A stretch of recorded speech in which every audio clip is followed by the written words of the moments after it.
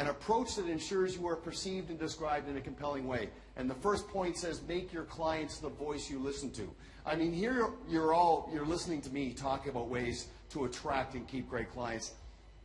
I appreciate that more than you know, but before you ever listen to me, listen to your clients. Your clients are receiving the service you provide. They are so close. Make them the voice you listen to. How do you do that? How many of you have received a referral in the last 2 or 3 months from a client? And undoubtedly, you called that client and said, thank you. Not saying thanks is like not feeding the goose that lays the golden eggs. You have to pay tribute to that. But here's what you can say at the end of the conversation. If you're my client and you introduced Mark to me, and I called you up and said, thank you so much for introducing Mark, I'm curious. We had such a great conversation, Mark and I. He was so engaged in the process. If you don't mind me asking, what did you say when you introduced Mark to me? How did you describe me? And let them describe you. And brace yourself, because you might not like what they say. And not because it's negative, but it's probably not clear. And here's the thing. If your favorite client can't describe you to you, they're probably not doing a great job describing you to somebody else.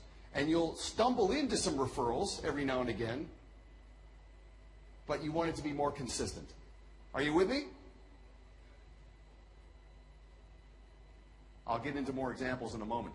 A formula for success. I listened to the panel sharing, again, proven strategies. And the one that really stood out for me was basically the message of being interested and not interesting. You know so much about what it is you do, but at the end of the day, it's what matters to the client. It's so much more important to be interested in the client than interesting. There is an acronym that perfectly defines your relationship, and the acronym is FORM. And I know you've probably heard this before, but FORM speaks to the panorama. You think about this, okay?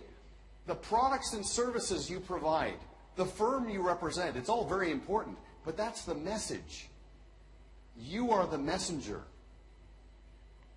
Relationships are proprietary. The more you get to know about your clients, the more they share with you, you get to understand why financial independence is so important to them. And when you understand the why, they will appreciate your how you get them there.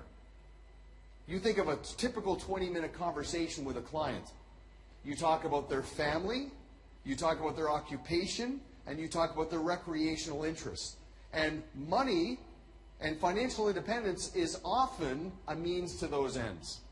Family, investment, legacy, multi-generations, occupational issues, business succession, retirement, recreational pursuits, things that are on their list that they want to go and do once they're financially independent.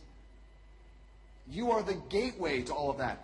Family, occupation, recreation, and money. You bring a great degree of value to the money, but understand the other three. In 20 minutes, you spend 15 minutes talking about the first three, and probably 5 minutes talking about the four. When you place as much emphasis on the chemistry you have with people, they put that much more emphasis on your credentials and how you get them to their goals. Now, I talk about family, the power of permission marketing. This is a big distinction between salespeople and consultants. Salespeople don't chase, salespeople chase, consultants attract. Permission marketing is when you engage somebody in a conversation and their responses to your questions give you permission to go deeper. And as you know, many issues are 2 or 3 questions deep. So how can you use permission marketing to segue and springboard to a conversation about referability without looking needy? Here's one of several examples.